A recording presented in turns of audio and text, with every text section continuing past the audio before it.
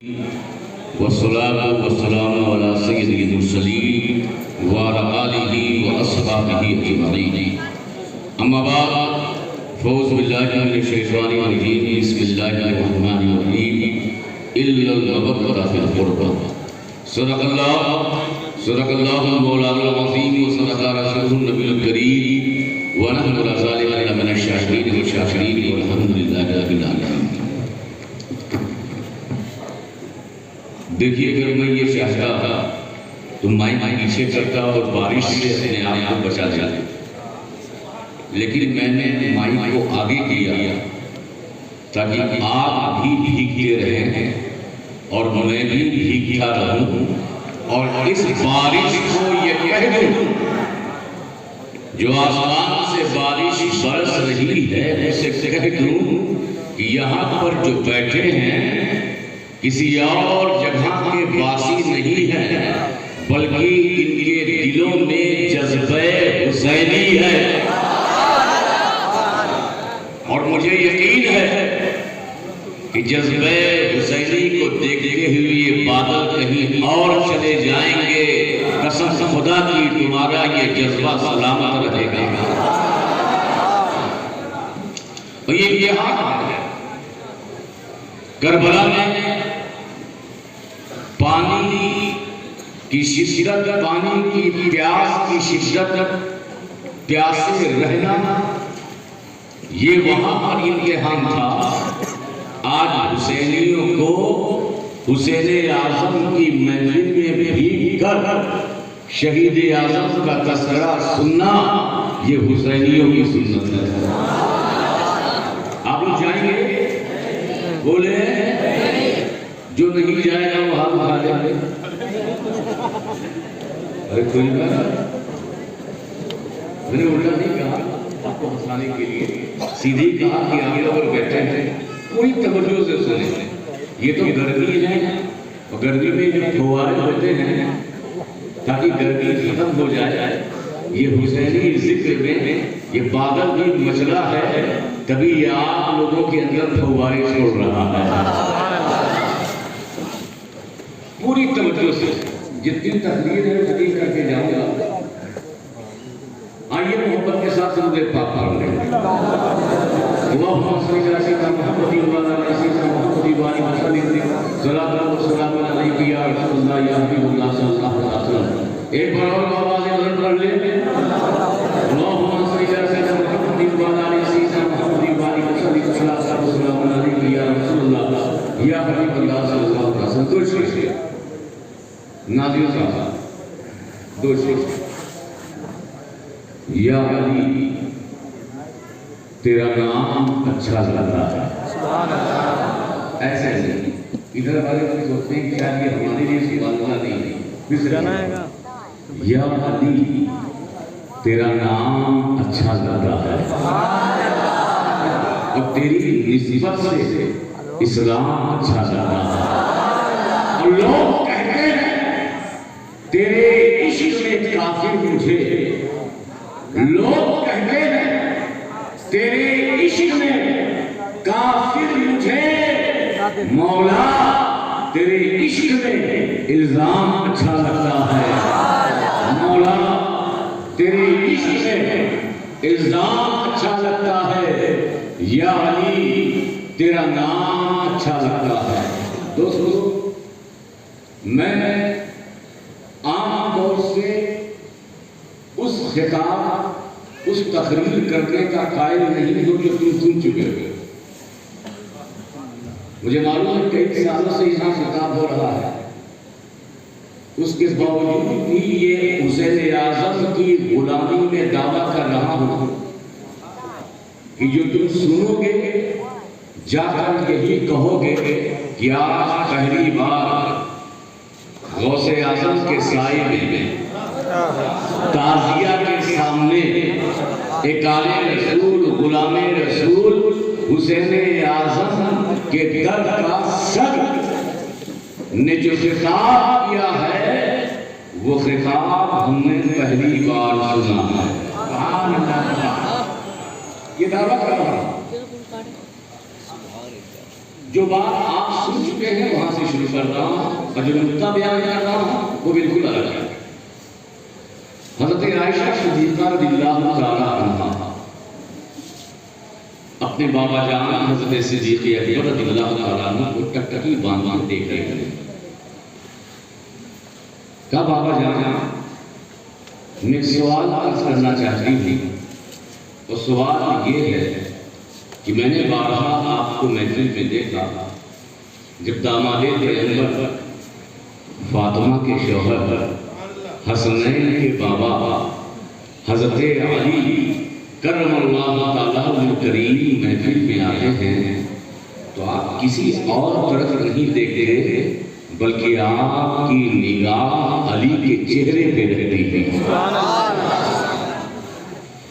حضرت صدیق اکبر نے جواب دیا، عائشہ میں علی کو اور علی کے چہرے کو کیوں نہ دیکھوں، کیونکہ میری سرکار نے میرے آقا نے فرمایا ہے النظر یلا وجہ علی عبادت، علی کے چہرے کو دیکھنا عبادت ہے، علی کے چہرے کو دیکھنا عبادت ہے۔ ایک حدیث اور بھی حضرت عائشہ سے مروی ہے کہ صرف علی کے چہرے کو دیکھنا عبادت نہیں بلکہ علی کا ذکر کرنا بھی عبادت ہے۔ یہ باتیں آپ سن چکے ہیں۔ علی کے چہرے کو دیکھنا، بولیے، علی کے چہرے کو دیکھنا عبادت، علی کا ذکر کرنا عبادت۔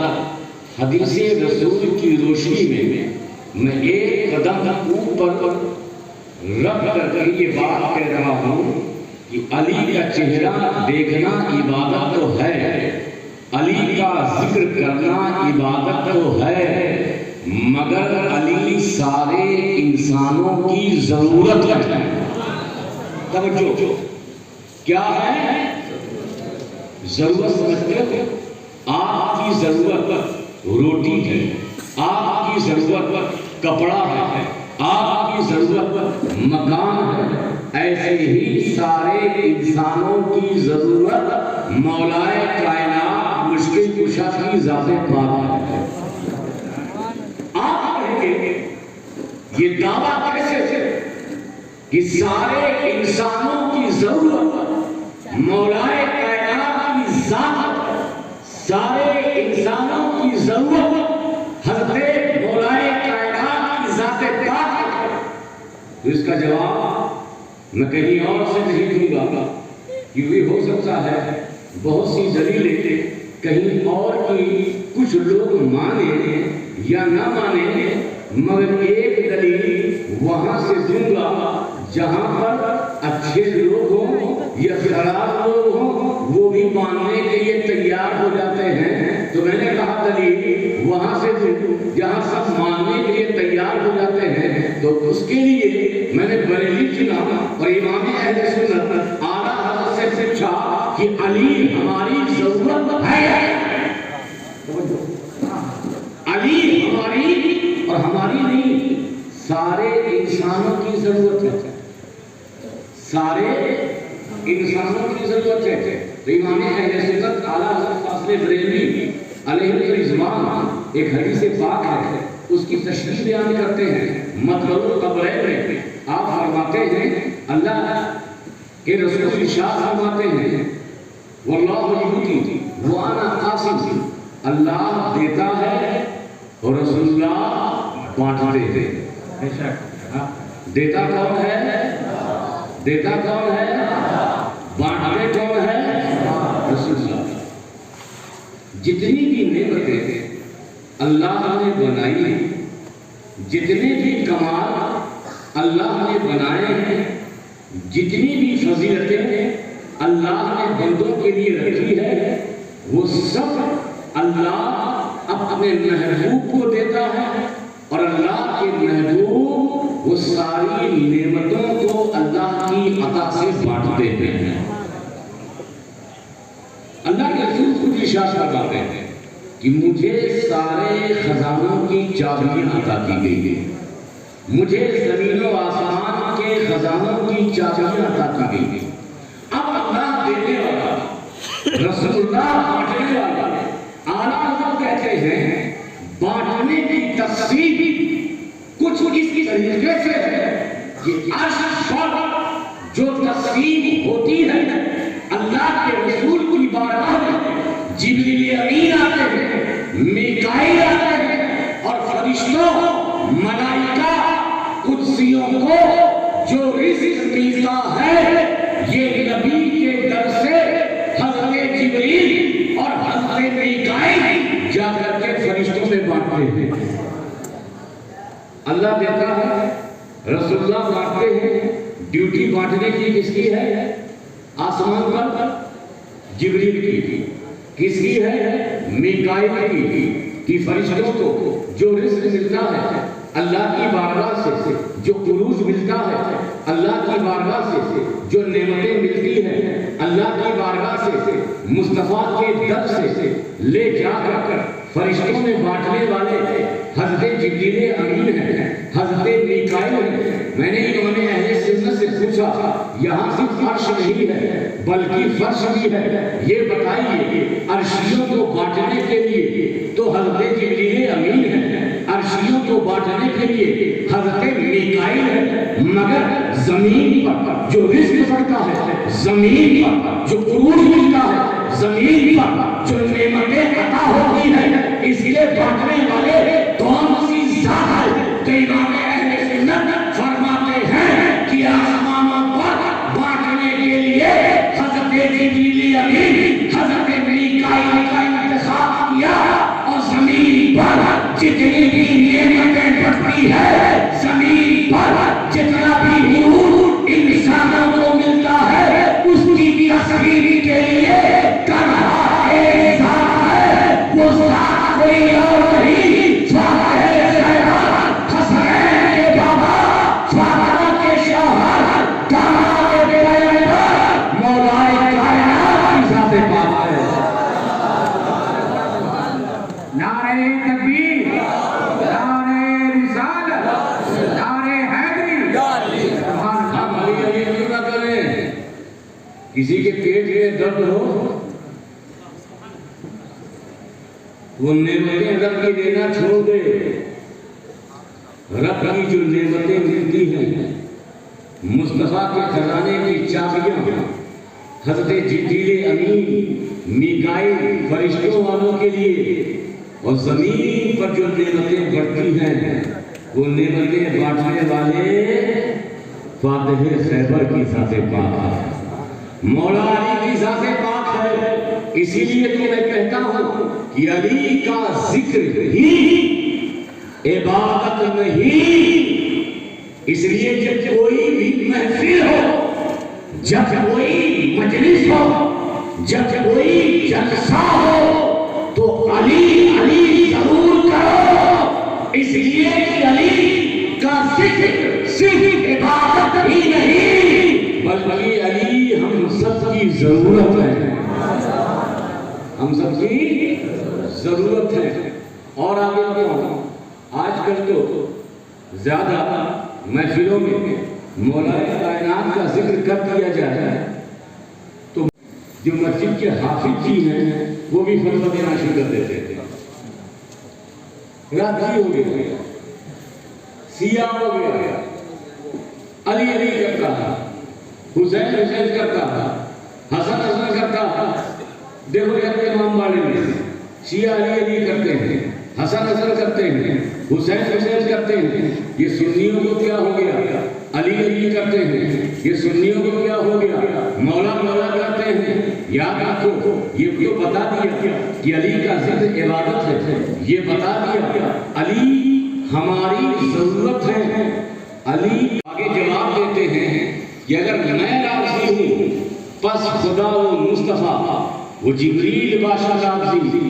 اگر رکن اعلیٰ علی کو دوست رکھنے کی بنیاد پر راضی ہے تو سن لو اللہ بھی راضی ہے، رسول اللہ بھی راضی ہے، جبریل امین بھی راضی ہے. اس لیے قرآن جتنی آیتیں نازل ہوئی حضرت عبداللہ ابن عباس سب سے زیادہ تمام صحابہ میں 300 سے زائد آیتیں فقط مولائے کائنات کی شان میں نازل ہوئی. کتنی آیتیں؟ کتنی؟ کسی بھی صحابی کی شان میں اتنی آیتیں فضیلت میں نازل نہیں ہوئی جتنی فضیلت میں آیتیں اللہ نے مولائے کائنات کی شان میں نازل فرمائی. اور پورے صحابہ میں فضیلت میں کسی کے تعلق سے اتنی حدیثیں نہیں ہیں جتنی حدیثیں رسول اللہ کی صحیح سند کے ساتھ مولائے کائنات کی ذات کے تعلق سے ہے. اب بتائیے اللہ 300 سے زیادہ آیتیں نازل کرنے والا، جبریل 300 سے زیادہ آیتیں لانے والے، مصطفیٰ سب سے زیادہ احادیث قول اپنا فرمان مولا علی کی شان میں بیان کرنے والے، تو اللہ سب سے زیادہ ذکر کس کا کر رہا تھا؟ بتائیے تمام صحابہ میں کس کا کر رہا ہے؟ علی کا کر رہا ہے کہ نہیں؟ بولیے رسول اللہ تمام صحابہ میں سب سے زیادہ کس کا ذکر کر رہے ہیں؟ مولائے کائنات کا ذکر. تو اب مولائے کائنات کا ذکر محفلوں میں زیادہ کرنا کسی اور کی سنت ہو یا نہ ہو، مگر مولائے کائنات کا ذکر سب سے زیادہ کرنا یہ خدا کی سنت ہے، رسول اللہ کی سنت ہے، اور خدا کے نیک بندوں کی سنت ہے. ہم نے اپنے اعلیٰ حضرت سے پوچھا آپ کا طریقہ کیا ہے؟ علی کا ذکر زیادہ کریں یا نہ کریں، یا مناسب کریں یا نہ قول کے کریں؟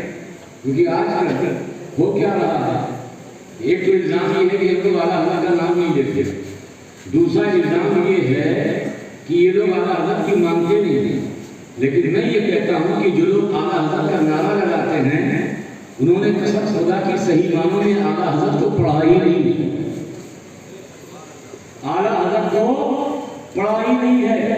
اعلیٰ حضرت کے کتنے بیٹے اور بیٹیاں تھیں معلوم ہے؟ معلوم ہے؟ ارے کوئی بولے ہاں یا نہیں؟ کسی کو معلوم ہے؟ 7 بیٹے اور بیٹیاں. کتنے؟ سبھی بولیے.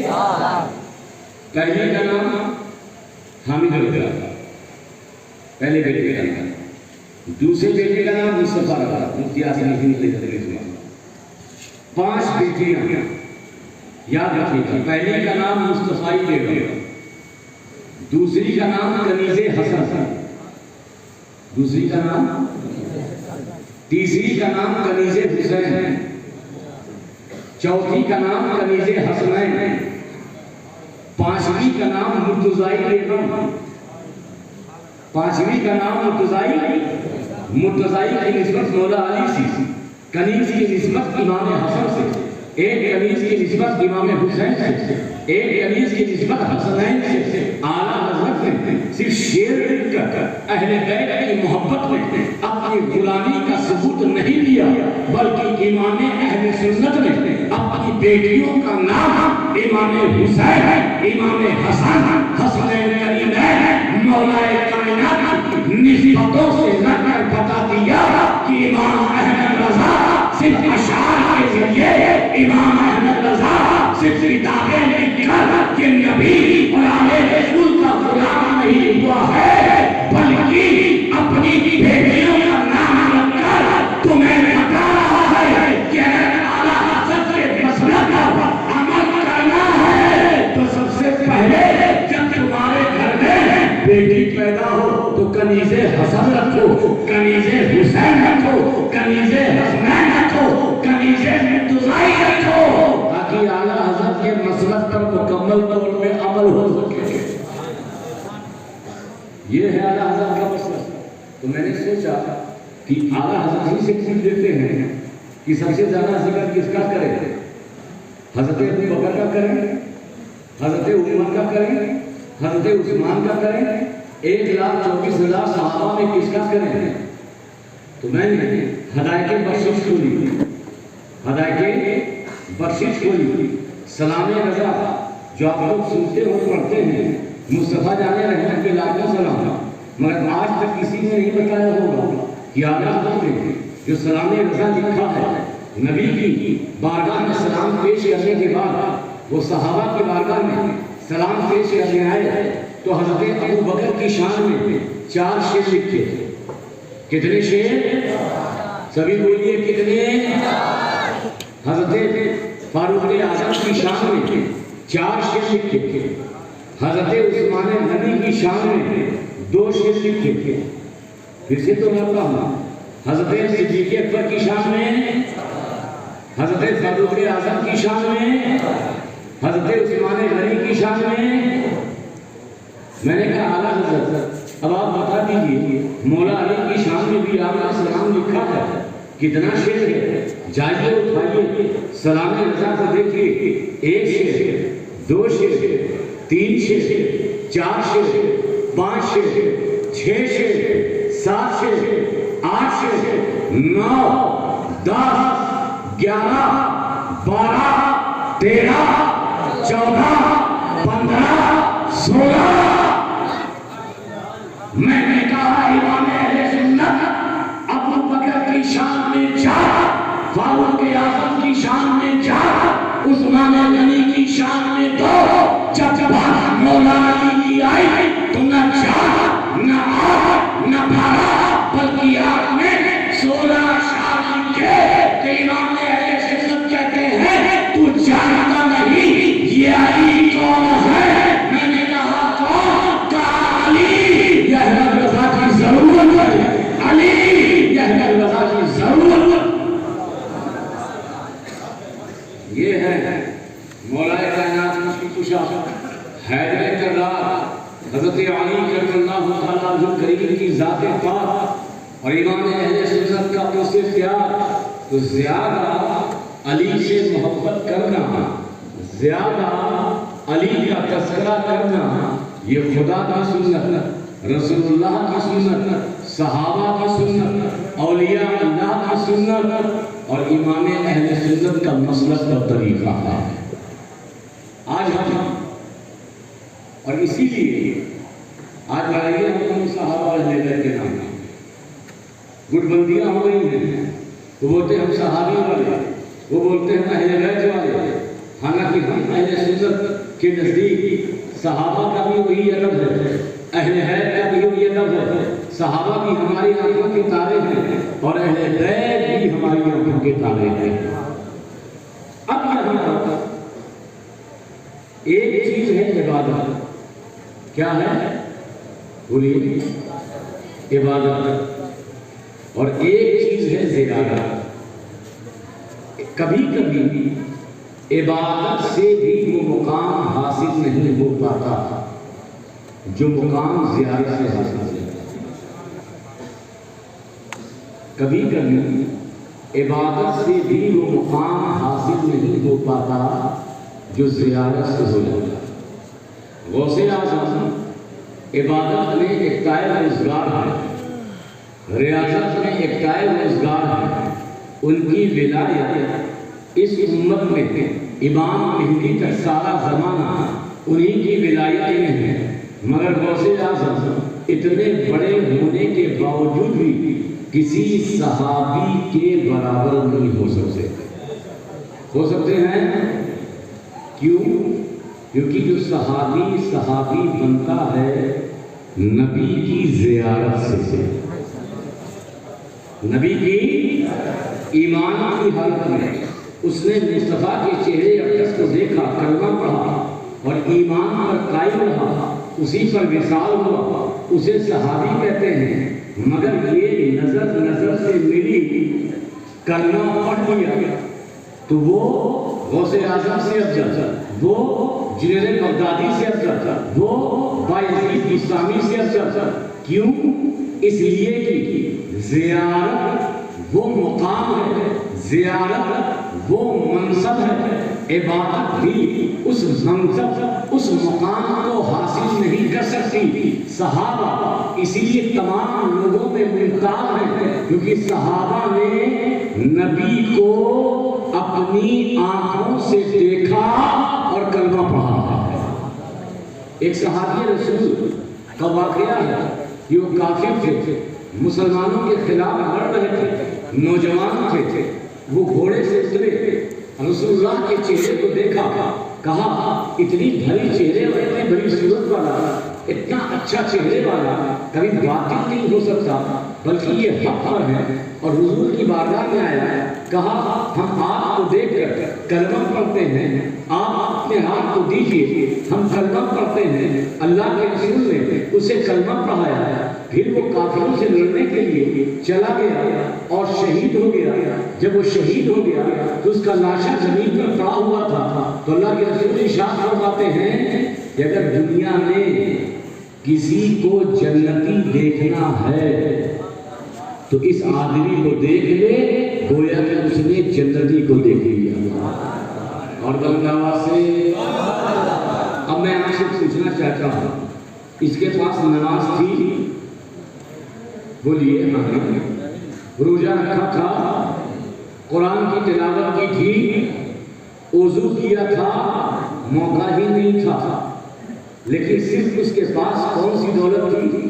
کلمہ پڑھا، نبی کی زیارت کی، نبی کو دیکھ کر کلمہ پڑھا، مقام یہ حاصل ہو گیا کہ عبادتوں سے بھی وہ مقام حاصل نہیں ہوتا جو نبی کو دیکھ کر کلمہ پڑھ کر اس شخص کو حاصل ہو گیا۔ اتنی بات سمجھ گئے؟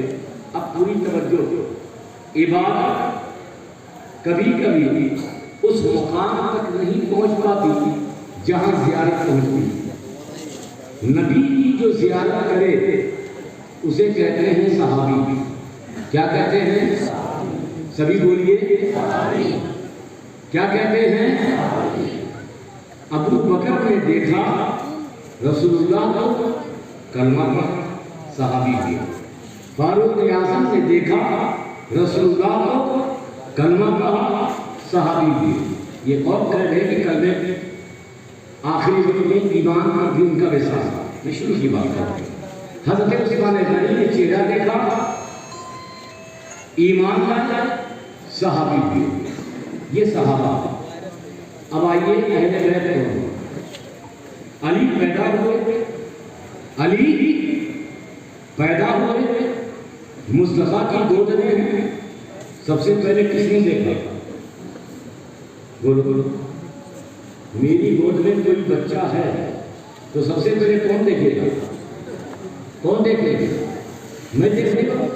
آپ کی گود میں بچہ ہے تو سب سے پہلے کون دیکھے گا؟ آپ نبی کی گود میں علی ہے، تو علی کی زیارت کس نے کی؟ علی کی زیارت کس نے کی؟ نبی نے، رسول اللہ نے۔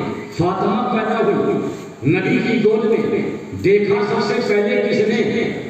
نبی نے، رسول اللہ نے۔ حسن پیدا ہوئے، گود میں آئے، دیکھا کس نے حسن کو؟ رسول اللہ نے۔ حسین پیدا ہوئے، گود میں آئے، کس کی؟ رسول اللہ کے۔ تو کہنا یہ چاہتا ہوں کہ صحابہ وہ ہے، صحابہ وہ ہے جو رسول اللہ کو دیکھ کر صحابی بنے، اور اہل بیت وہ ہے کہ جسے رسول اللہ دیکھے، جسے اللہ کا رسول دیکھے، تو جب صحابہ رسول اللہ کو دیکھ کر عبادت سے بلند مقام حاصل کر سکتے ہیں، تو میرے مولا کا مقام کیا ہوگا؟ خاتون جنت کا مقام کیا ہوگا؟ حسن مصطفیٰ کا مقام کیا ہوگا؟ شہید اعظم کا مقام کیا ہوگا؟ جس کو میرے مصطفیٰ دیکھ رہے ہیں، جس کو میرے مصطفیٰ زیارت کر رہے ہیں، یہ ہے نبی کے اہل بیت، یہ ہے نبی کے گھر والے۔ اور نبی کے گھر والوں میں مولائے کائنات، نبی کے گھر والوں میں مولائے کائنات، نبی کے گھر والوں میں خاتون جنت، نبی کے گھر والوں میں حسن و حسین اور ان کی اولادیں، یہ اہل بیت ہے۔ اور ایک بات عرض کروں، کہ لوگ اعتراض کرتے ہیں بیگم کے ہی تو 5 ہیں، مقصود کائنات خیر النساء حسین و حسن مصطفیٰ علی، کہتے ہیں نبی کے مقصود کائنات ہیں، مگر یہ 4 افراد مقصود کائنات نہیں ہے۔ تو میں نے کہا کہ تو نے اہل بیت کے دوسری حضرت بیگم شاہ وارثی کے شعر کو رد کر دیا، ارے ذرا دیکھ مقصود کائنات یہ ہے یا نہیں؟ نبی نماز پڑھ رہے ہیں، نبی توجہ آپ بارش سے آپ بھی جسم ہیں اور بارش سے ہم بھی جسم ہیں، لیکن آپ کی توجہ پوری چاچا، نبی نماز پڑھ رہے ہیں، پیٹھ پر حسین ہے، پیٹھ پر کون ہے؟ سبھی بولیے کون ہے؟ آپ لوگ بھی بول دیجیے۔ اب توجہ، اب پیٹھ پر حسین ہیں، نبی یہ سوچ رہے ہیں کہ میری پیٹھ سے حسین اترے، انتظار کر رہے ہیں۔ عربی میں جو انتظار کرتا ہے اسے کہتے ہیں منتظر۔ کیا کہتے ہیں؟ جیسے آپ بیٹھے تھے، میں نہیں آیا تھا تو آپ تھے منتظر، میں تھا منتظر، یہ جو بیچ میں تھا وہ انتظار۔ آپ کیا تھے؟ منتظر، میں تھا منتظر، بیچ میں جو چیز تھی وہ تھی انتظار۔ نبی نماز میں، حسین عرش پر، اب حسین کا انتظار کر رہے ہیں مصطفیٰ کہ میری پیٹھ سے اترے ہیں۔ کون انتظار کر رہا ہے؟ مصطفیٰ رسول اللہ، انتظار کرنے والے رسول اللہ۔ جو انتظار کرنے والا ہو اسے کہتے ہیں منتظر، جس کا انتظار کیا جائے اسے کہتے ہیں منتظر۔ تو رسول اللہ منتظر ہوئے، حسین منتظر ہوئے، بیچ میں جو مرحلہ تھا وہ انتظار تھا۔ اسی نقشے کو دیکھا، اسی لمحے کو حضرت بیگم شاہ وارثی نے دیکھا، کیونکہ جو منتظر ہوگا وہ فقط منتظر نہیں ہوگا، وہ مقصود ہوگا۔ تبھی بیگم شاہ وارثی کی کام ہے کہ بیگم یہی تو 5 ہیں، مقصود کائنات خیر النساء حسین و حسن مصطفیٰ۔ نعرہ تکبیر، نعرہ رسالت، نعرہ حیدری، سبحان اللہ سبحان اللہ۔ دوستو کبھی آپ نے سوچا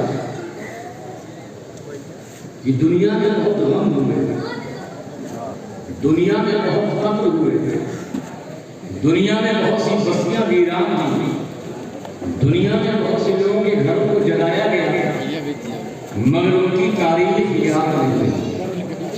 لیکن آج دنیا میں ہر مومن یاد رکھتا ہے کربلا والوں کو۔ یاد ہے کہ نہیں؟ یہ تعزیہ ہے کیا؟ یہ تعزیہ در حقیقت کربلا والوں کی یاد ہے۔ آپ سبحان اللہ بھی نہیں بول رہے،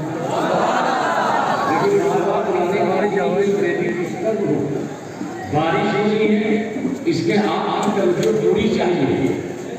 یہ تعزیہ امام علی مقام کی یاد ہے۔ کیا ہے؟ مجھے بتاؤ، اگرچہ غوث اعظم کا یہ جو گنبد بنا ہے، کبھی غریب نواز کا گنبد بناتے ہوئے، کبھی وارث پاک کا گنبد بناتے ہوئے، جب وارث پاک کا گنبد ہوتا ہے تو دیکھ کر کس کی یاد آتی ہے؟ وارث پاک کی آتی ہے۔ غریب نواز کا گنبد ہوتا ہے تو دیکھ کر کس کی یاد آتی ہے؟ غریب نواز کی آتی ہے۔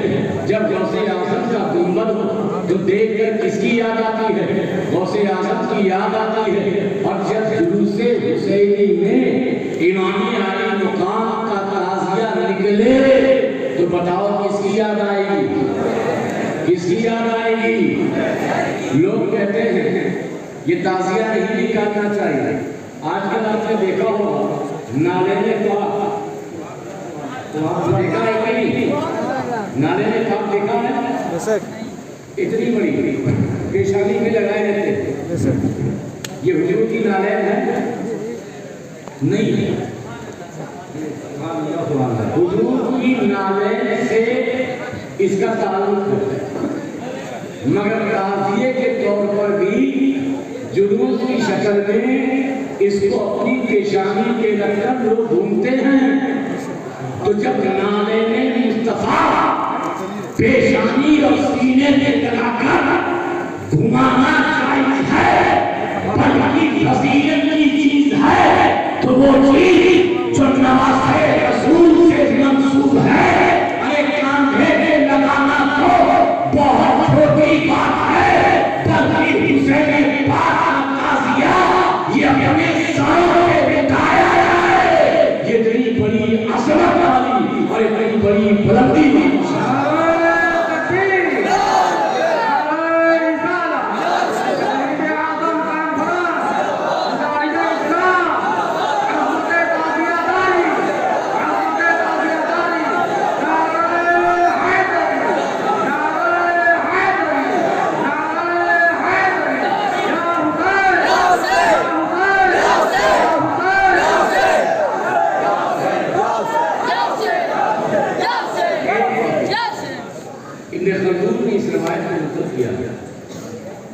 ایک صحابی رسول حضور کی بارگاہ میں آیا اور کہا یا رسول اللہ میں آپ کی اتباع کرتا ہوں اور میرے دل میں مولا علی سے بنا ہوں.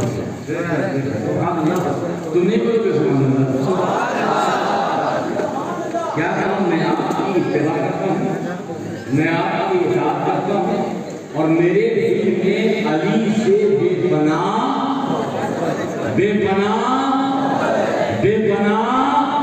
محبت ہے.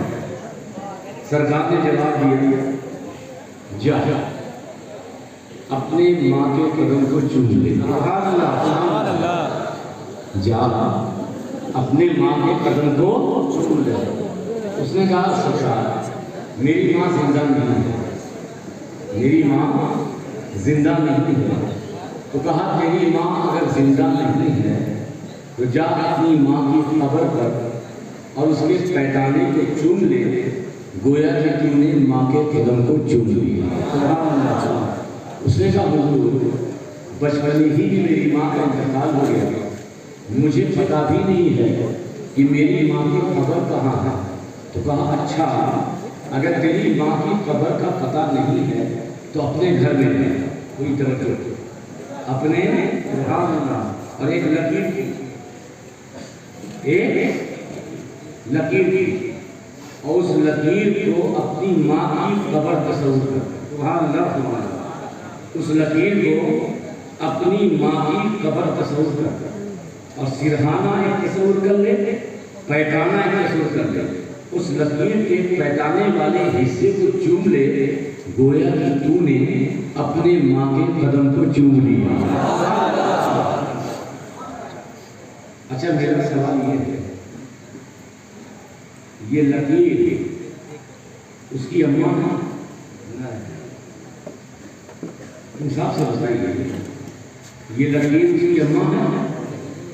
یہ لکیر اس کی اماں کی خبر ہے؟ کچھ ہے؟ لکیر کو چوما تو رسول اللہ کہہ رہے ہیں ماں کے قدم کو چوما. لکیر کو چوما ماں کے قدم کو چوما. لکیر نہ تو اس کی ماں کی قبر کی مٹی ہے، نہ تو اس کے ماں کی قبر کی اینٹ ہے. تصور کر لیا لکیر کھینچ لی، لکیر کا کھینچنا ماں کی قبر ہو گئی، لکیر کا بوسہ دینا ماں کے قدموں کا بوسہ دینا ہو گیا. تو میں نے کہا اس سے تعزیے کا مسئلہ اور واضح ہو گیا. یہ لکڑی بدوہی کی ہوگی، مرزا فاروق کی ہوگی، اس پہ جو چیز لگی ہوگی آپ کے شہر کی ہوگی. یہ کربلا کی کوئی چیز نہیں ہے، لیکن مجھے بتائیے یہ جتنے بنانے والوں نے بنایا ہوگا تصور کیا تھا؟ تعزیہ۔ تصور کیا تھا؟ تصور کیا تھا؟ تصور کیا تھا؟ محرم۔ تصور کیا تھا؟ امام حسین۔ ارے ایک ماں کی لکیر ماں کی قبر ہو سکتی ہے، جب ایک ماں کی لکیر کو چومنا ماں کے قدموں کا چومنا ہو سکتا ہے، تو جو شاید امام عالی مقام کی طرف مکمل منسوب ہو تو یاد رکھنا اس کا احترام، اس کا چومنا صرف اس تعزیے کا چومنا نہیں ہے، بلکہ یہ سمجھنا ہم نے کربلا میں امام علی مقام کے روضے کو چوم لیا۔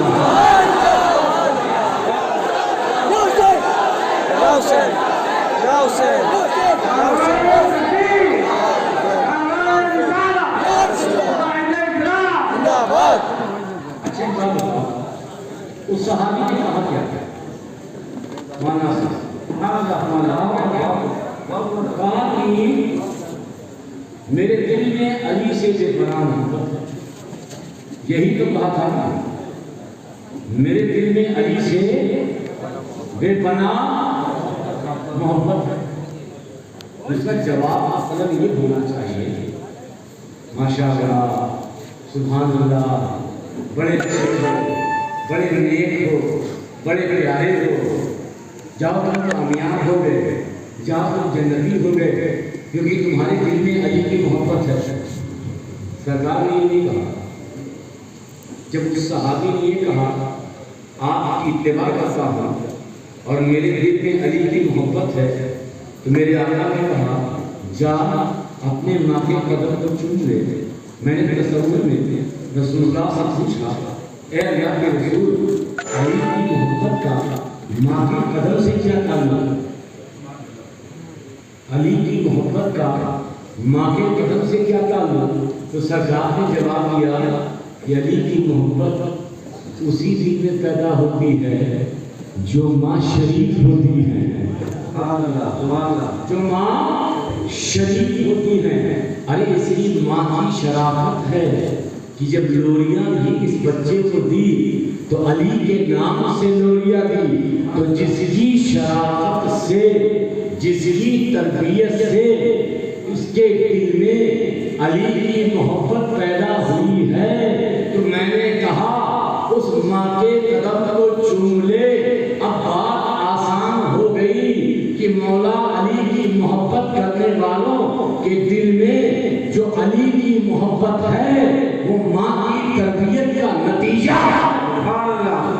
امام علی مقام کی محفل بیٹھنے والوں، جب تم اپنے گھر جانا تو اپنے ماں کے قدموں کو چوم لینا، یہ ماں آپ کی تربیت کا نتیجہ ہے۔ تبھی تو ہم محفل میں علی علی کرتے ہیں، تبھی تو مولا مولا کرتے ہیں، تبھی تو حسن حسن کرتے ہیں، تبھی تو حسین حسین کہتے ہیں۔ کسی نے کہا بھی ہے کہ جن کو خانقاہوں سے تربیت نہیں ملتی، در بدر بھٹکتے ہیں، شہریت نہیں ملتی، اور شجرہ ہم نے دیکھا ہے دشمنان حیدر کا ماں کا نام ملتا ہے تو بلدیت نہیں ملتی۔ یہ علی کی محبت ماں کی شرافت ہے، یہ علی کی محبت ماں کی تربیت ہے، اور یہ تعزیہ در حقیقت امام علی مقام کی نشانی اور آپ کی یاد ہے۔ یاد حضرت شاہ عبدالعزیز محمود دہلوی کا ایک فتویٰ سنا تھا تعزیے کے بارے، سنو گے؟ سنو گے؟ اور اس فتوے کو حضور محدث اعظم ہی نے نوکے تین برجگر پیر میں نقل کیا ہے۔ شاہ عبدالعزیز محدث دہلوی فرماتے ہیں کہ اگر کوئی غیر مسلم مسلمانوں کا تعزیہ روکے، اگر کوئی غیر مسلم مسلمانوں کا تعزیہ روکے تو ایسی صورت میں تعزیہ نکالنا جائز نہیں بلکہ تعزیہ نکالنا واجب ہے۔ سبحان اللہ سبحان اللہ سبحان اللہ۔ ہم جائز ناجائز کی بحث میں پڑے ہیں، مگر عزیز محدث جلیل فرماتے ہیں کہ اگر غیر مسلم ہمارے اس جلوس کو، ہماری اس تعزیے کو روکیں تو ایسے موقع پر تعزیے کا نکالنا فقط جائز نہیں بلکہ تعزیے کا نکالنا واجب اور ضروری۔ کیوں کہا ایسا؟ اس لیے کہا کہ تعزیہ وقت تھرماکول، یہ تعزیہ وقت لکڑی، یہ تعزیہ وقت کپڑے، یہ تعزیہ وقت پیپر کے بننے والی شے کا نام نہیں ہے، بلکہ وہ جانتے ہیں غیر مسلم جو روک رہا ہے اس گنبد پر نہیں روک رہا، اس لکڑی کو روک نہیں رہا، اس کاغذ کو روک نہیں رہا، اس بانس کو نہیں روک رہا ہے، بلکہ وہ سمجھ رہا ہے کہ مسلمانوں کا جذبہ حسین سے ہے، وہ سمجھ رہا ہے مسلمانوں کی طاقت حسین سے ہے، وہ سمجھ رہا ہے جوانوں کا حوصلہ حسین سے ہے، تو وہ جو روک رہا ہے تمہارے حوصلے کو روک رہا ہے، وہ جو روک رہا ہے تمہارے جذبے کو روک رہا ہے، وہ جو روک رہا ہے تمہارے حوصلے کو روک رہا ہے، تو جس تعزیے سے مسلمانوں کے اندر حوصلہ پیدا ہو، جس تعزیے سے مسلمانوں کے اندر جذبہ پیدا ہو، ویسا تعزیہ اپنی اولادوں کو نصیحت کر کے جاؤ کہ زندگی بھر جب تک زندہ رہو امام علی مقام کا تعزیہ نکالتے ہیں، کیونکہ حسین کا تعزیہ یہ تشریح حسینی ہے، اعلان حسینیت ہے۔ اور جب میں آیا تھا اس کی شاید کہ میں نے یہ کہا تھا کہ گاندھی جی نے ایک بات کہی تھی، گاندھی جی نے یہ کہا تھا کہ اگر مجھے حسین جیسے 72 ساتھی مل جاتے تھے تو 24 گھنٹے کے اندر انگریزوں سے میں ہندوستان آزاد کرا دیتا، اور بنداوا سے تو جب یہ تعزیہ نکلے اور کوئی نان مسلم ملے پوچھے کہ کس کا تعزیہ ہے، کیا پوچھے وہ یہ کس کا ڈھانچہ ہے، یہ کس کا مقبرہ ہے، یہ کس کا تعزیہ ہے، تو تم بول دینا یہ اسی حسین کا تعزیہ ہے، یہ اسی حسین کا تعزیہ ہے کہ جس حسین کے تعلق سے گاندھی جی نے کہا تھا کہ اگر ان کے 72 ساتھی ہندوستان کی آزادی میں ہمیں مل جاتے تو 24 گھنٹے میں ہندوستان آزاد ہو جاتا۔ یہ ہے تعزیہ۔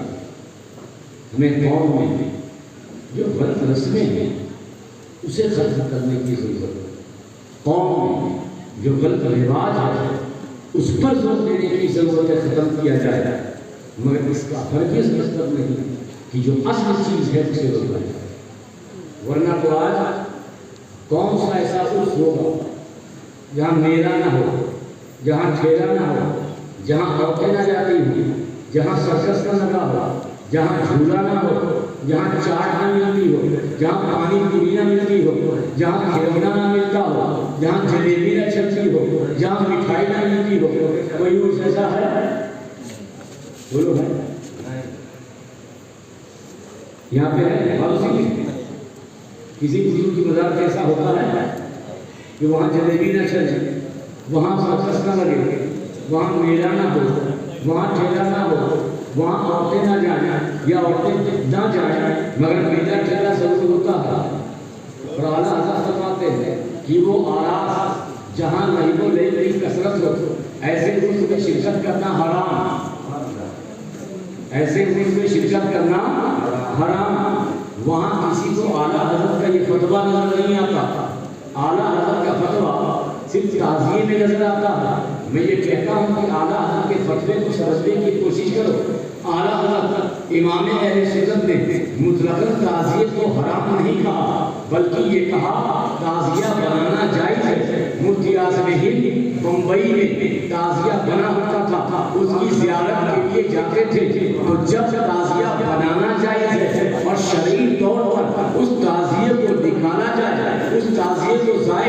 دیا جائے تو ایسے تعزیے کو نکالنے میں کیا حرج ہے؟ ہم غلط رسموں کو مٹائیں، ہم خرافات کو مٹائیں، ہم غلط باتوں کو مٹائیں.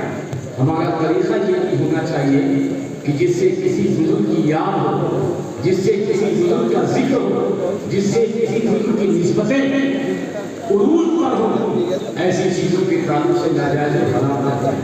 میں نے رائے میں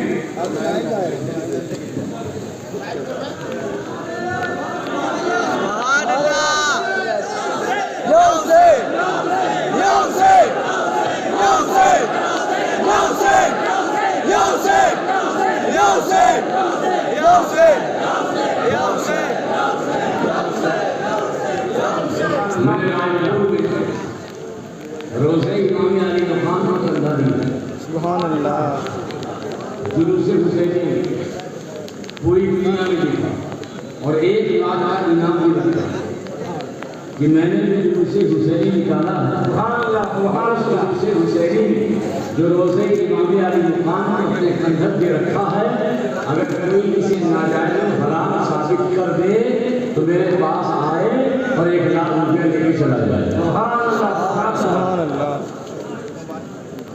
الحمدللہ ہم غلط رسموں کے خلاف. اگر کسی کو پھوڑا ہو جائے ہاتھ میں تو ہاتھ کاٹو گے، بولو ڈاکٹر ہاتھ کاٹے گا، اس زخم کو، اس پھوڑے کو کاٹے گا، چیرے گا تاکہ اس کا ہاتھ ہٹ جائے. ایسے ہی اگر تعزیہ داری میں غلط رسمیں ہوتی ہیں، بہت سی جگہ ہوتی ہیں، خرافات ہوتی ہیں، تو ہمارا کام ہے ان غلط رسموں کو روکنا، ان خرافات کو روکنا، تاکہ جس طرح زخم کو ختم کر کے ہاتھ باقی رہے، ایسے ہی غلط رسموں کو ختم کر کے امام علی مقام کی صحیح یاد آزاد کریں. اور ہم امام کو یاد کریں، یاد کریں. جو امام کربلا میں ایک بات بتا یاد آ گئی تو بتا آپ کو یہ بتایا گیا ہے کربلا صرف میدان کربلا نہیں، اہل بیت پر سب سے زیادہ ظلم کربلا کا. یہی تو آپ جانتے ہیں. بولیے ہاں بولیے. سب سے زیادہ ظلم کربلا کا. 10 روزہ محرم میں پیغام ہوتا ہے، امام علی مقام کی شہادت ہوتی ہے. ایک دن ہو سکتا ہے کہ بعد کربلا کا واقعہ بھی بیان کر دیا جائے. قوم بس اتنا ہی جانتی ہے. دوستو کربلا سے پہلے بھی کربلا تھا، اہل بیت ہے، اور کربلا کے بعد بھی اہل بیت میں کربلا ہوئی ہے. آج اگر کسی کی نماز جنازہ میں 1 لاکھ مرید آ جائے تو مرید کو کیا کہتے ہیں؟ تو میرا پیر کتنا بڑا ہے، میرا پیر کتنا بڑا ہے. اور کسی کی نماز جنازہ میں 1 کروڑ آ جائے، دیکھو میرا پیر کتنا بڑا ہے. پورا شہر آ جائے، پورا ہندوستان آ جائے تو مرید کے لیے عزت کی بات ہوتی ہے. وہ فخر سے شان سے کہتا ہے کہ دیکھو میرا پیر کتنا بڑا ہے، اس کے چاہنے والے ہزاروں لاکھ. دنیا میں اس امت میں جو بھی ولی بنا ہے، جو بھی قطب بنا ہے، جو بھی قلندر بنا ہے، جو بھی غوث بنا ہے، جو بھی خواجہ بنا ہے، جو بھی محبوب بنا ہے، وہ سب مولا علی کے در سے بنے ہیں. بلند آواز سے بولو ولایت علی کے در سے، قطبیت علی کے در سے، مشائخیت علی کے در سے. اور آپ جو دکھتے ہیں کہ صرف اس امت کی ہی اولیاء کو ولایت علی کے در سے نہیں ملی، بلکہ آدم سے لے کر حضرت عیسیٰ تک جتنے بھی ولی گزرے ہیں سب کو ولایت روح علی کے ذریعے ملی ہے۔ سبحان اللہ۔ علی مولا صرف اس امت کے اولیاء کے نہیں ہیں، علی ساری امتوں کے اولیاء کے مولا ہیں۔ اب وہ علی کا حال کیا ہے؟ امام المسلمین ہے، خلیفۃ المسلمین ہے، خلیفہ راشد ہے، اس کی شہادت ہو جاتی ہے، نماز جنازہ پڑھی جاتی ہے۔ جنازے میں کتنے لوگ ہیں پتہ ہے؟ مولا علی کے جنازے میں کتنے لوگ تھے؟ کسی کو پتا ہے؟ 10,000، 1 لاکھ، 10 لاکھ، 1 کروڑ؟ صرف مولا علی کے جنازے میں 4 لوگ۔ کتنے؟ 4 سبھی بولو۔ پوری دنیا کو ولایت جس کے قدموں سے ملی ہو، جس کے تعلق سے مصطفیٰ یہ فرماتے ہو دموں کا دم لحم کا لحم، اے علی تیرا گوشت میرا گوشت ہے، تیرا دم میرا دم ہے، جس کے تعلق سے رسول اللہ یہ فرمایا انا مدینۃ العلم و علی بابہ، اے علی میں علم کا شہر ہوں تو اس کا دروازہ ہے، جس کے تعلق سے مصطفیٰ یہ فرمایا انا دار الحکمت و علی بابہ، میں حکمت کا گھر ہوں، علی اس کے دروازے ہیں، جس کے تعلق سے نبی یہ فرمایا انا و علی من نور واحد، میں اور علی ایک ہی نور سے پیدا ہوئے ہیں۔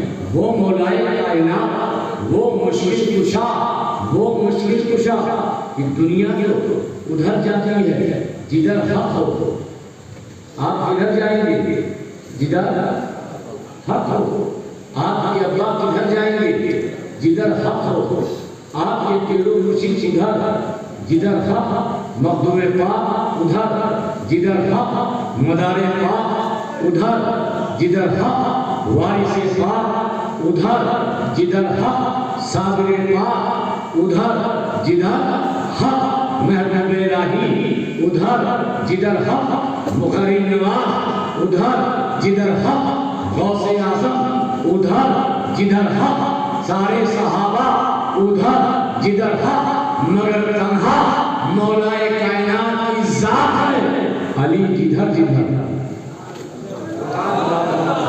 علی جدھر جدھر حق ادھر ادھر، علی بدر میں حق بدر میں، علی احد میں حق احد میں، علی خندق میں حق خندق میں، علی منبر میں حق منبر میں، علی محراب میں حق محراب میں، علی جلوت میں حق جلوت میں، علی خلوت میں حق خلوت میں۔ ارے علی بیٹھ جائے تو حق بیٹھ جائے، علی کھڑے ہو جائے تو حق کھڑے ہو جائے، علی میدان میں ہو تو حق میدان میں، علی بازار میں ہو تو حق بازار میں، علی احرام میں ہو تو حق احرام میں، علی سو جائے تو حق سو جاتا ہے۔ سبحان اللہ۔ وہ علی کی ذات، مگر نماز جنازہ پڑھانے والے، نماز جنازہ دینے والے کتنے؟ یہ کسی کربلا سے کم ہے؟ جو خلیفہ راشد ہو، جو امیر المومنین ہو، جو امام المسلمین ہو، جو داماد پیغمبر ہو، جو نبی کی آنکھ کا تارا ہو، نبی جس کے بارے میں کہیں اے علی تیرے صرف سے میری اولاد پیدا ہوگی، اس علی کے جنازے میں 4 لوگ، کیا یہ کسی کربلا سے کم ہے؟ بولو نا۔ یہ غم کی بات ہے کہ نہیں؟ یہ افسوس کی بات ہے کہ نہیں؟ یہ تعجب کی بات ہے کہ نہیں؟ اور دوسرے مولا کائنات کو جب دفن کیا گیا تو تقریباً 200 سال تک، کتنے سال تک؟ 200 سال تک، کتنے سال تک؟ 200 سال تک اکثر امت کو یہ پتہ ہی نہیں تھا کہ علی کی مزار کہاں ہے۔ 200 سال تک علی کی مزار کا پتہ نہیں ہوا۔ جب ہارون رشید شکار کرنے گیا شکار کرنے گیا تو ایک کتا لے کر گیا اور سامنے شکار تھا، اور جب سامنے شکار تھا کتے کو اشارہ کیا کہ تو شکار کر، مگر کتا اپنے سر سے جھکائے ہوئے ہرن سامنے ہے، بار بار کتے کو اشارہ کر رہا تھا مگر ہرن پر وہ حملہ نہیں کر رہا تھا۔ ہارون رشید پریشان ہو گیا، آیا گاؤں میں جب دیکھا ایک بوڑھے نے پوچھا ہارون رشید کیا بات ہے، آج ہم پریشان ہو، آج ہم غم میں ڈوبے ہوئے، کہا ہاں آج ایسا ہی واقعہ ہوا، آج میرے شکاری کتے نے دھوکہ دیا، آج کے سامنے میں فلاں مقام پر تھا، میں نے شکار اسے دکھلایا، کتے نے شکار کو دیکھا، ہرن کو دیکھا مگر اس نے کتے پہ حملہ نہیں کیا، پتہ نہیں کیا بات ہے، میرے بیٹے نے ایسا کیوں کیا؟ اس بوڑھے نے کہا اے ہارون رشید تجھے پتہ نہیں ہے؟ کہا کیا پتہ نہیں ہے؟ کہا وہ جو ٹیلا ہے وہ کسی اور کا ٹیلا نہیں ہے بلکہ داماد پیغمبر مولا علی کی مزار ہے۔ کیا ہے؟ 200 سال کے بعد مزار بند ہوئی، آگے سے وہ ہرن بچ گیا کہ نہیں؟ ہاں بولو، بچ گیا۔ کیوں بچا؟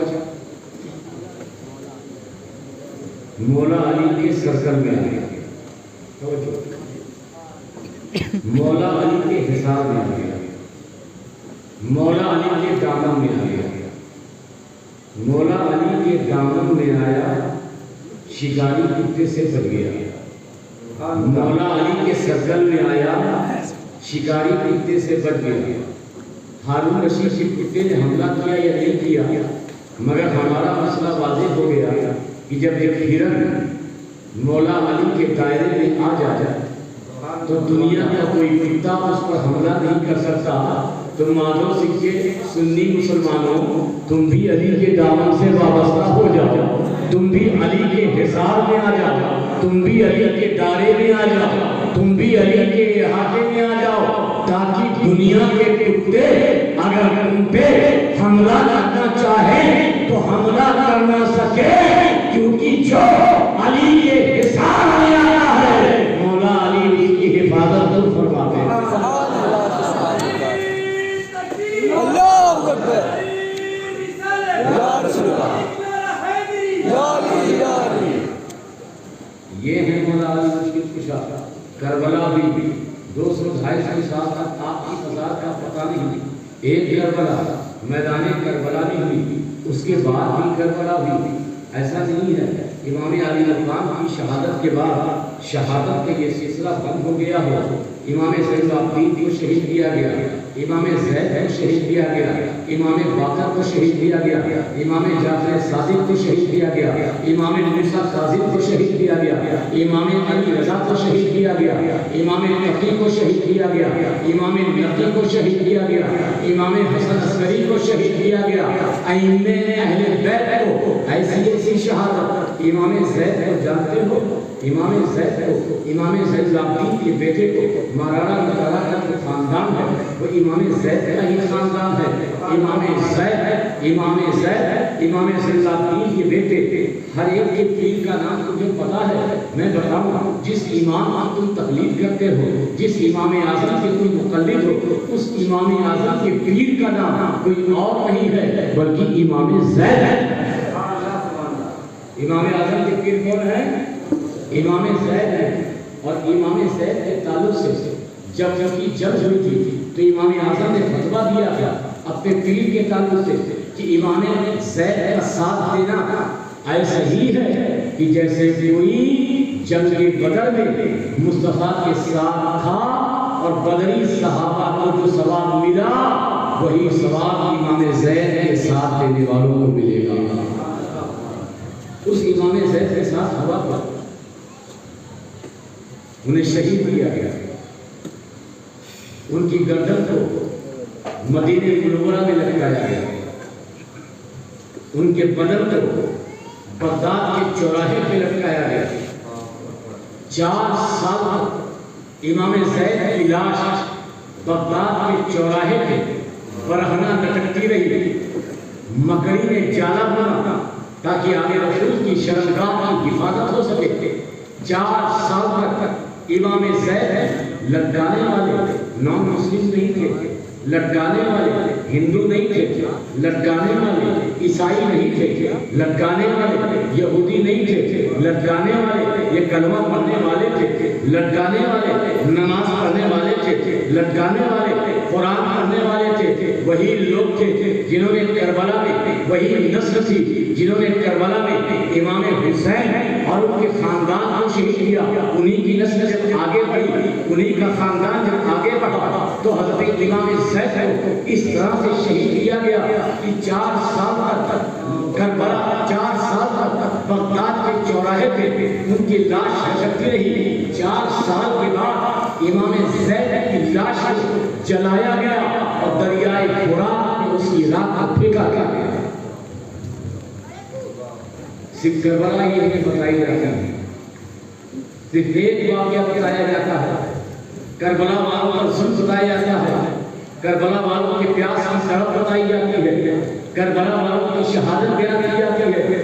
یقیناً کربلا والے مظلوم تھے، میرا حسین مظلوم تھا، مگر دین حق کی حفاظت کے لیے اللہ کے رسول نے اپنی اولاد کا انتخاب فرمایا، چاہے کربلا یہ بغداد کے پاس ہو یا دنیا کے کسی حصے میں ہو، اگر اس کربلا میں دین حق کی حفاظت کرنے کے لیے کوئی اور نہیں آئے گا بلکہ نبی کا شہزادہ آئے گا، نبی کا خاندان آئے گا، نبی کی نسل پاک سے کوئی نہ کوئی آئے گا۔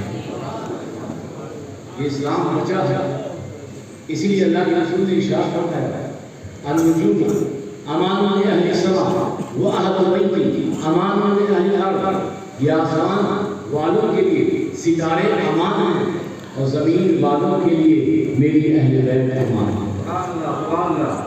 اے باتوں سے سنی مسلمانوں، اگر امن میں رہنا چاہتے ہو، امان میں رہنا چاہتے ہو، سکون میں رہنا چاہتے ہو، اطمینان کے ساتھ رہنا چاہتے ہو، راحت کے ساتھ زندگی گزارنا چاہتے ہو تو اہل بیت کے دامن کو تھام لو، حسین کے دامن کو مضبوطی سے تھام لو اور نبی کے شہزادوں کے دامن کو تھام لو، کیونکہ یہ تمہارے لیے امان ہے۔ اہل بیت کیا ہے؟ امان ہے۔ اہل بیت ہماری حفاظت کی سند ہے، اور ایسی سند کائنات میں جس طرح سے رسول اللہ نے اپنے نواسوں کو چاہا،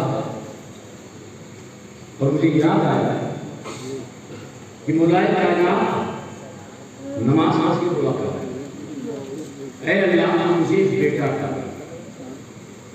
اے اللہ تم مجھے بیٹا کر۔ لوگوں نے کہا اے علی تمہارے پاس 2 بیٹے ہیں، پھر ایک بیٹے کی دعا کیوں؟ تو مولائے کائنات مشکل کشا حضرت علی کرم اللہ تعالیٰ کریم جواب دیتے ہیں، جب سے میرے آقا نے میرے حسن حسین کو اپنا بیٹا کہا،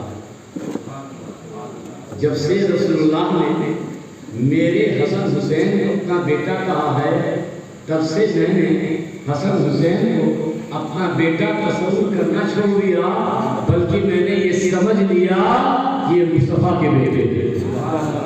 تو کہا یہ سمجھ لیا مصطفیٰ کے بیٹے ہیں تو دعا کس بیٹے کے لیے مانگ رہے ہو؟ کہا میں دعا مانگ رہا ہوں ایک ایسے بیٹے کے لیے کہ جیسے میں نبی کے ساتھ وفاداری کی ہے، میں نے ہر وقت ان کے سائے کے ساتھ رہ کر سائے کی طرح رہ کر زندگی گزاری ہے، احد میں ساتھ تھا، بدر میں ساتھ تھا، خندق میں ساتھ تھا، بسر نبوت میں ساتھ تھا، ہر جنگ میں ساتھ تھا، ہر موقع پر ساتھ تھا۔ میں نے اللہ سے دعا کی مجھے ایسی اولاد عطا کر جو نبی کے بیٹے حسن حسین کے ساتھ رہے۔ تو اللہ نے حضرت علی کے گھر میں حضرت عباس علم بردار کو پیدا کیا، اور حضرت عباس علم بردار میدان کربلا میں بھائی بن کر حسن حسین کے میدان کربلا سے پہلے جب میدان کربلا میں ساتھ نہیں تھے، بلکہ حسن حسین کے غلام بن کر ساتھ تھے۔ یہ ہیں ان کے شہزادے، یہ ہیں امام حسن حسین کہ نبی کے تعلق سے فرمائیں اے اللہ میں حسن حسین سے محبت کرتا ہوں، اے اللہ میں حسن حسین سے پیار کرتا ہوں، تو بھی حسن حسین سے پیار کر۔ میں پیار کرتا ہوں تو بھی پیار کر، اور جو بھی حسن حسین سے پیار کرے اے اللہ تو اس سے پیار کر۔ یاد رکھو حسین سے محبت، امام حسن سے محبت صرف تمہاری اپنی محبت نہیں ہے، بلکہ اللہ بھی تم سے محبت کرے گا، رسول اللہ بھی تم سے محبت کرے گا۔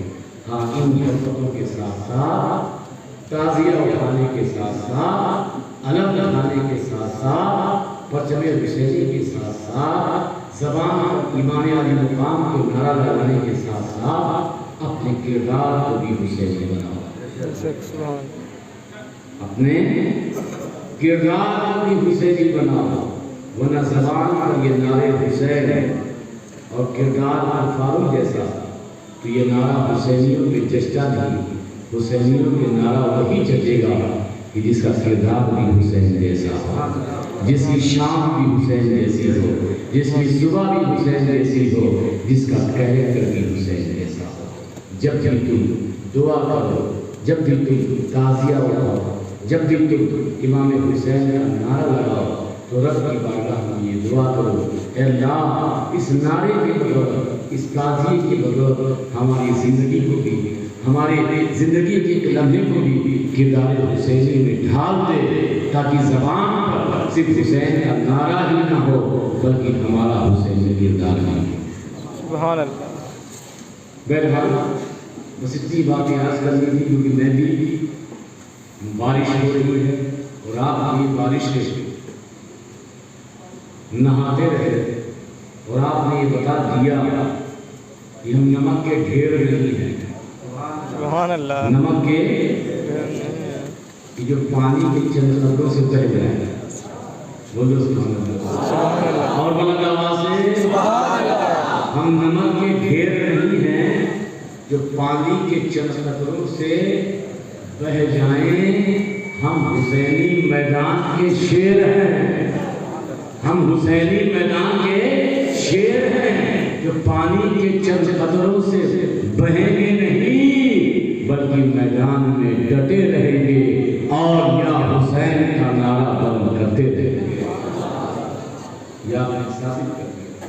اللہ تعالیٰ امام علی مقام کی محبت آپ کو سلامت رکھے، آپ اسی طریقے سے حسین اعظم کی یاد شریعت کے مطابق مناتے رہیں، کیونکہ یہی وہ محبت ہے جو دنیا میں بھی کام آئے گی، یہی وہ محبت ہے جو قبر میں بھی کام آئے گی، یہی وہ محبت ہے جو آخرت میں بھی کام آئے گی۔ کسی نے کہا بھی ہے کہ اے حسین ابن علی تیری شہادت کو سلام، دین حق اب نہ کسی دور میں تنہا ہوگا، یہ دین ہمیشہ رہے گا، یہ دین ہمیشہ باقی رہے گا، کیونکہ کربلا میں امام علی مقام نے جو شہادت دی ہے اتنی مضبوط شہادت ہے کہ صبح قیامت تک یہ دین اسلام کا پرچم لہراتا رہے گا۔ اور جب ذکر کربلا سنو یاد ایسے لوگوں کو مت بلاؤ جو سیدنا اور اپنے آپ کو سید کہتے ہیں، میں کسی کا نام نہیں لوں گا، جو سید نہ ہو اور اپنے آپ کو، اس لیے کہ اگر کوئی سید نہیں ہے اور اپنے آپ کو سید کہے گویا کہ اپنی ماں کو گالی دے رہا تھا۔ آج عزت کے لیے لوگ اپنے نسب کو گالی دیں گے، عزت کے لیے لوگ خان ہیں سید بن رہے ہیں،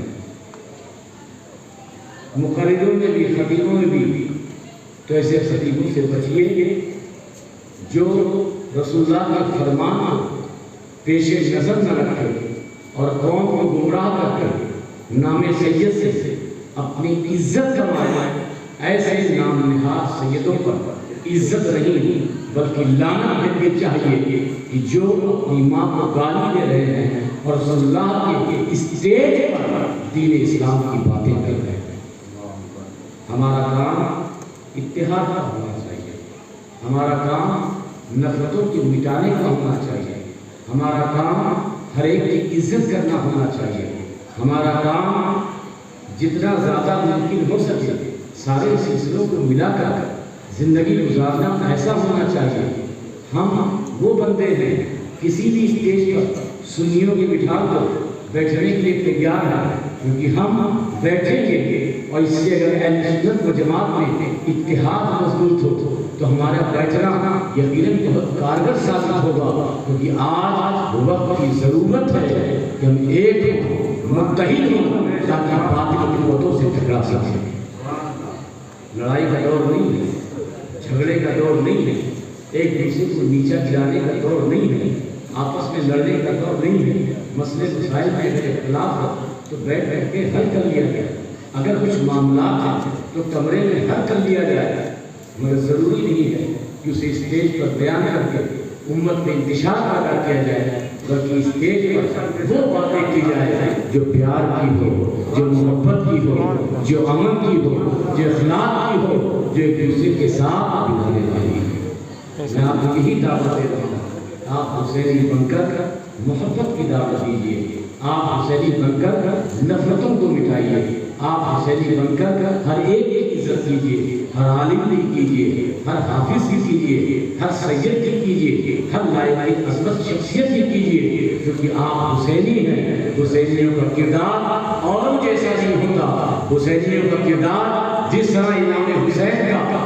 منارہ بلند ہوتا ہے ایسے ہی حسینیوں کا کردار بلند ہوتا ہے۔ السلام علیکم۔